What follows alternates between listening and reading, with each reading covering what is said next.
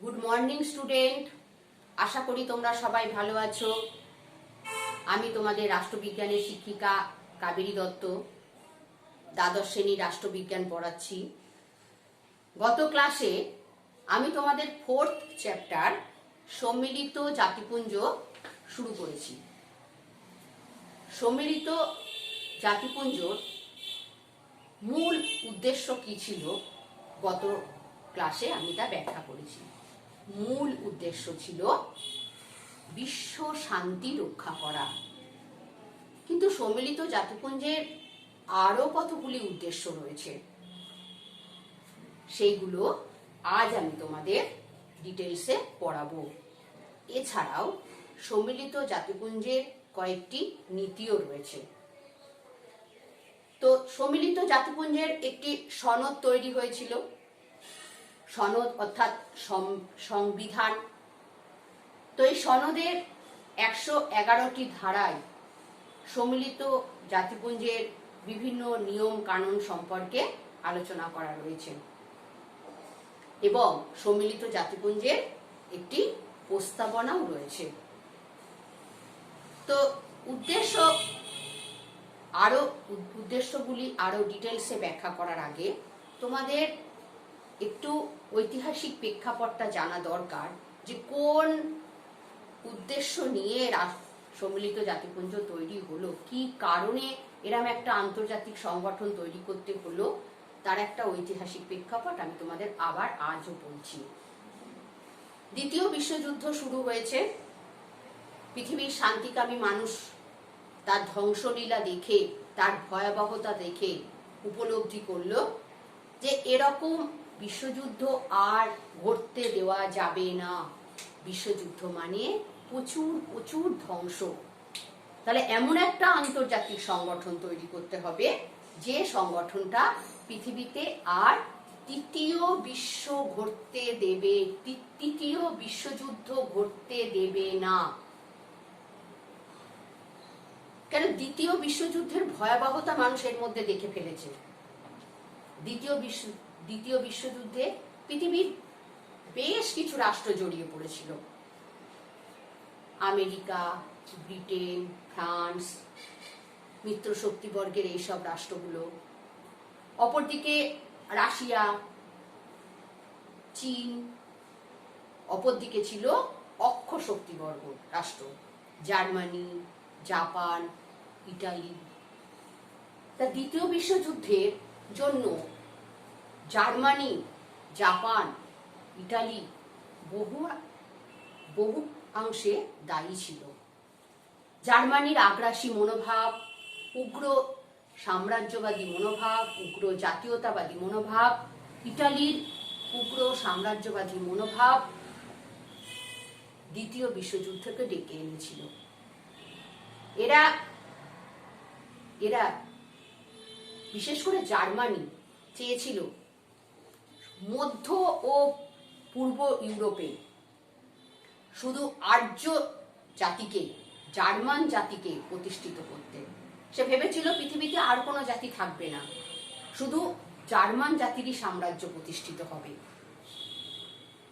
Italy, Mussolini ভেবেছিল যে সে সারা পৃথিবীতে তারা বিরাজ করবে। অর্থের লোভে, অপরের সম্পদের লোভে, অপরকে পদানত করার লোভে আবেসিনিয়া দখল করে বসলো, তার সম্পদের লোভে। জাপান চীনের মাঞ্চুরিয়া দখল করে বসলো। অর্থাৎ এদের প্রত্যেকের মনে ছিল সাম্রাজ্যবাদী মনোভাব, উগ্র জাতীয়তাবাদী মনোভাব, অপরকে ছোট করা, অপরের অধিকারকে স্বীকার না করা, আত্মনিয়ন্ত্রণের অধিকার যে একটা রাষ্ট্রের আছে সেই আত্মনিয়ন্ত্রণের অধিকারকে স্বীকার না করা। আমরাই শ্রেষ্ঠ, জার্মানি ভেবেছিল। ইটালি ভেবেছিল আমরাই শ্রেষ্ঠ, আমরাই পৃথিবীব্যাপী দাপিয়ে বেড়াবো। অর্থাৎ অপরকে ছোট করা। আর তার জন্যই বিবাদ, তার জন্যই ঝগড়া, তার জন্যই যুদ্ধ। তাহলে পৃথিবীর শান্তিকামী মানুষরা উপলব্ধি করলো যে বিশ্ব শান্তি রক্ষা করতে গেলে এই মানব মানসিকতা থেকে রাষ্ট্রগুলোকে দূরে থাকতে হবে। উগ্র জাতীয়তাবাদী মনোভাব থেকে সরে যেতে হবে, উগ্র সাম্রাজ্যবাদী মনোভাব থেকে সরে যেতে হবে, অপরের অধিকারকে গুরুত্ব দিতে হবে, আত্মনিয়ন্ত্রণের অধিকারকে গুরুত্ব দিতে হবে, অপরকে ছোট করা যাবে না, অপর জাতিকে ছোট করা যাবে না। মানুষের মন থেকে এই জিনিসগুলোকে দূরীভূত করতে পারলে তবেই আর মানুষ বিবাদে লিপ্ত হবে না, আর বিবাদে লিপ্ত না হলে আর বিশ্বযুদ্ধ হবে না। তা শুধুমাত্র বিশ্বযুদ্ধকে আর যাতে না হয়, বিশ্ব শান্তি যাতে পৃথিবীতে বজায় থাকে, তার জন্য তার পেছনে যে কারণগুলো রয়েছে সেই কারণগুলোকেও দূরে সরিয়ে রাখতে হবে।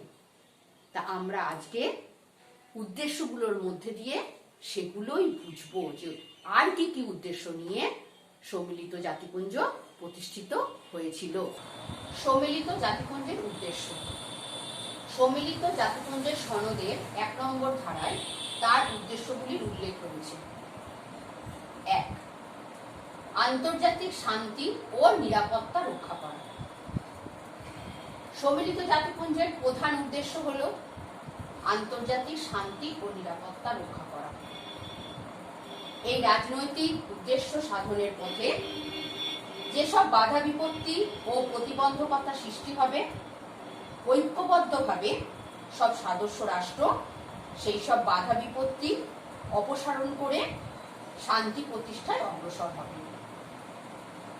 আর কি? এবং আন্তর্জাতিক বিবাদ বিসংবাদের সুষ্ঠু সমাধান করা। অর্থাৎ বিবাদ, বিভিন্ন রাষ্ট্রের মধ্যে বিবাদ বাড়ছে বলেই তো শান্তি বিঘ্নিত হচ্ছে। তাহলে শান্তি রক্ষা করতে গেলে, শান্তি প্রতিষ্ঠা করতে গেলে বিভিন্ন রাষ্ট্রের মধ্যে যে পারস্পরিক বিবাদ রয়েছে সেগুলো সমাধান করাও সম্মিলিত জাতিপুঞ্জের উদ্দেশ্য। 2 নম্বর, বিভিন্ন রাষ্ট্রের মধ্যে সৌহার্দ্য স্থাপন। মানুষের সমান অধিকার ও আত্মনিয়ন্ত্রণের অধিকার স্বীকার করে নিয়ে জাতিগুলি পারস্পরিক সম্প্রীতির বন্ধনে আবদ্ধ হবে এবং স্থায়ীভাবে বিশ্ব শান্তি ও নিরাপত্তা প্রতিষ্ঠার জন্য যথাযথ ব্যবস্থা গ্রহণ করবে। তোমাদের একটু আগেই বললাম যে উগ্র জাতীয়তাবাদী মনোভাব, উগ্র আগ্রাসী মনোভাব, সাম্রাজ্যবাদী মনোভাব যখনই রাষ্ট্রগুলোর মধ্যে হবে তখন তারা অপরের আত্মনিয়ন্ত্রণের অধিকারকে স্বীকার করবে না। অর্থাৎ ছোট রাষ্ট্র, তারও যে নিজের বেঁচে থাকার অধিকার আছে, এবং ক্ষুদ্র বৃহৎ সব রাষ্ট্রই যে সমান। বড় রাষ্ট্রগুলোকে মেনে নিতে হবে যে একটা ক্ষুদ্র রাষ্ট্র, তার অধিকার তার রাষ্ট্রের মতনই, তাকে ছোট করে দেখা যাবে না। এই মানসিকতা যখন ক্ষুদ্র বৃহৎ সব রাষ্ট্রের মধ্যে তৈরি হবে, সব মানুষের মধ্যে তৈরি হবে, তখনই তো পৃথিবী থেকে সমস্ত বিবাদ সরে যাবে, আন্তর্জাতিক শান্তি বজায় থাকবে। তাই সকলের সমান অধিকার, আত্মনিয়ন্ত্রণের অধিকার স্বীকার করে নিতে হবে এবং প্রত্যেক জাতিকে পারস্পরিক সম্প্রীতির বন্ধনে আবদ্ধ হতে হবে। কাউকে ছোট করে দেখলে হবে না। 3 নম্বর, মানবাধিকার ও স্বাধীনতা প্রতিষ্ঠা। জাতি, ধর্ম, বর্ণ, স্ত্রী পুরুষ নির্বিশেষে সকলের মানবাধিকার ও স্বাধীনতা প্রতিষ্ঠার জন্য প্রতিটি রাষ্ট্রকে সহযোগিতার বন্ধনে আবদ্ধ করা। এবার আসি আমি 4 নম্বর উদ্দেশ্যে, সামাজিক ও অর্থনৈতিক সমস্যার সমাধান। পৃথিবীর সব রাষ্ট্রের সামাজিক, অর্থনৈতিক, সাংস্কৃতিক ও মানবতাবাদের সঙ্গে সম্পর্কযুক্ত সমস্যার সমাধান করাও সম্মিলিত জাতিপুঞ্জের একটা উদ্দেশ্য। পৃথিবীতে ক্ষুদ্র বৃহৎ, ধনী গরিব সব দেশ রয়েছে। সব দেশের আর্থ সামাজিক ব্যবস্থা একরকম নয়। সব দেশের সাংস্কৃতিক দিক থেকেও সব দেশ উন্নত নয়। বিশেষ করে এশিয়া আফ্রিকার দেশগুলো পিছিয়ে রয়েছে। এই সমস্ত দেশগুলোতে তাদের অনেক কুসংস্কার রয়েছে তাদের সব সমাজের ভেতরে, অর্থনৈতিক থেকে তারা অনেক দুর্বল, তাদের শিক্ষার দিক থেকেও পশ্চিমী দেশগুলির থেকে তারা অনেক পিছিয়ে রয়েছে। এই পিছিয়ে থাকার জন্যই বৃহৎ রাষ্ট্রগুলো, অতি শিক্ষিত রাষ্ট্রগুলো, অর্থনৈতিক দিক থেকে শক্তিশালী রাষ্ট্রগুলো এদেরকে ঘৃণার চোখে দেখছে, এদেরকে পদানত করে রাখতে চাইছে। তাহলে আর যেই রাখতে চাইছে তখনই বিবাদ বাজছে, তাহলে এই দ্বন্দ্ব বাজছে। এই দ্বন্দ্ব বিবাদ থেকে মুক্ত হতে গেলে পৃথিবীকে সমস্ত রাষ্ট্রকে একই আসনে বসাতে হবে।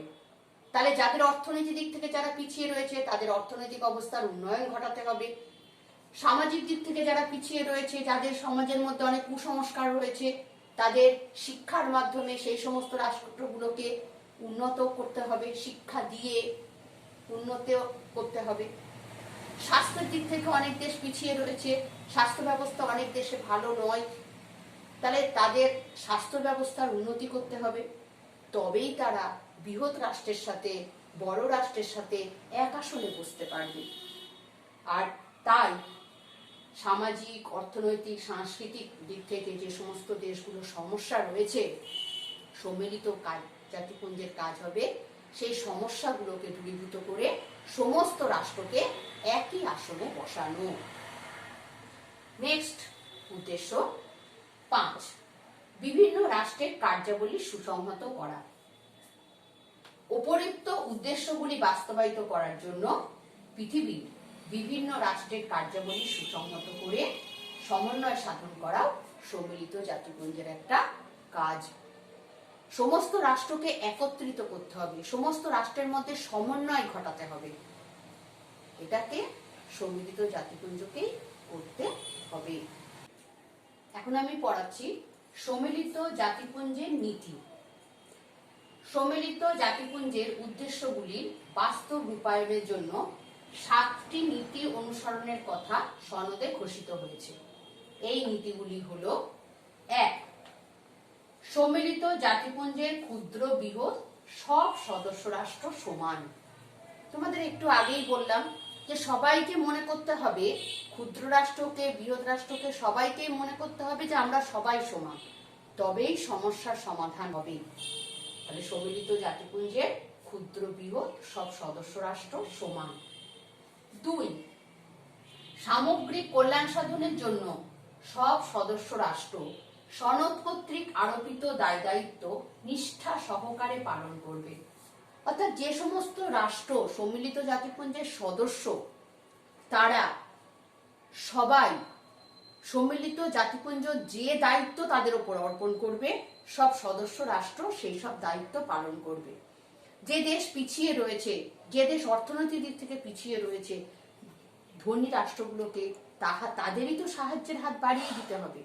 তা ধনী রাষ্ট্রগুলোকে সম্মিলিত জাতিপুঞ্জ যদি দায়িত্ব দেয় তাদের দিকটা একটু সাহায্যের হাত বাড়িয়ে দিতে, তাহলে ধনী রাষ্ট্রগুলোকে সেই সাহায্যের হাত বাড়িয়ে দিতে হবে। তাই বলেছে সনদ কর্তৃক আরোপিত দায় দায়িত্ব নিষ্ঠা সহকারে পালন করবে তারা। 3, সদস্য রাষ্ট্রগুলি শান্তিপূর্ণ উপায়ে বিরোধের মীমাংসা করবে। যদি কখনো বিরোধ বাধে তবে অবশ্যই সদস্য রাষ্ট্রগুলো শান্তিপূর্ণভাবে তাদের বিরোধের মীমাংসা করবে। 4, আন্তর্জাতিক ক্ষেত্রে পারস্পরিক সম্পর্ক অক্ষুণ্ণ রাখার জন্য সদস্য রাষ্ট্রগুলি কোন রাষ্ট্রের ভৌগোলিক এলাকা বা রাজনৈতিক স্বাধীনতার বিরুদ্ধে ভীতি প্রদর্শন বা বল প্রয়োগ করবে না।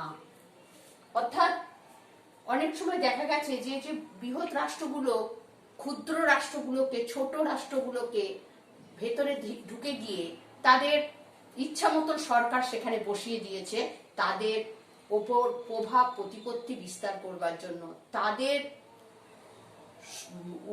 নিয়ম অনুযায়ী, তাদের মত অনুযায়ী সেই ছোট রাষ্ট্রগুলোকে চালাবার জন্য তারা তাদের পছন্দ মতন সরকার সেখানে বসিয়ে দিয়েছে।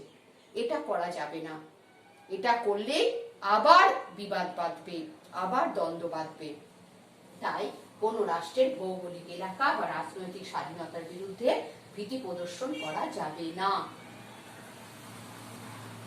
5, সব সদস্য রাষ্ট্র সম্মিলিত জাতিপুঞ্জকে সর্বপ্রকার সহযোগিতা করবে।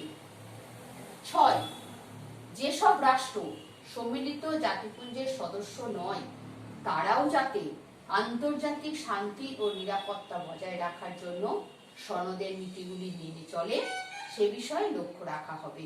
অর্থাৎ সম্মিলিত জাতিপুঞ্জ তখন যখন তৈরি হয়েছিল তখন 51টা রাষ্ট্র সম্মিলিত জাতিপুঞ্জের সদস্য ছিল। অনেক রাষ্ট্র সম্মিলিত জাতিপুঞ্জের সদস্যপদ তখনও নেয়নি, তাহলে তাদের উদ্দেশ্যে এই কথাগুলো তখন বলা হয়েছিল। নেক্সট 7, সম্মিলিত জাতিপুঞ্জ কোন রাষ্ট্রের অভ্যন্তরীণ ব্যাপারে হস্তক্ষেপ করবে না, কোন রাষ্ট্রের ভেতরে ঢুকবে না। আমেরিকা আফ্রিকার কোন রাষ্ট্রের আভ্যন্তরীণ ব্যাপারে নাক গলাবে না, এশিয়ার কোনো আভ্যন্তরীণ ব্যাপারে নাক গলাবে না, চীন কোনো রাষ্ট্রের আভ্যন্তরীণ ব্যাপারে নাক গলাবে না। প্রত্যেকেই স্বাধীনভাবে তাদের নিজস্ব আত্মনিয়ন্ত্রণের অধিকার বজায় রেখে প্রত্যেকে এই পৃথিবীতে বেঁচে থাকবে। এটাই সম্মিলিত জাতিপুঞ্জের উদ্দেশ্য, নীতি। আজ আমি তোমাদের সম্মিলিত জাতিপুঞ্জের উদ্দেশ্য ও নীতিগুলো পড়ালাম। পরবর্তী ক্লাসে আমি সম্মিলিত জাতিপুঞ্জের যে 6টা সংস্থা রয়েছে তাদের কাজগুলো পড়াবো। আজ এই পর্যন্ত।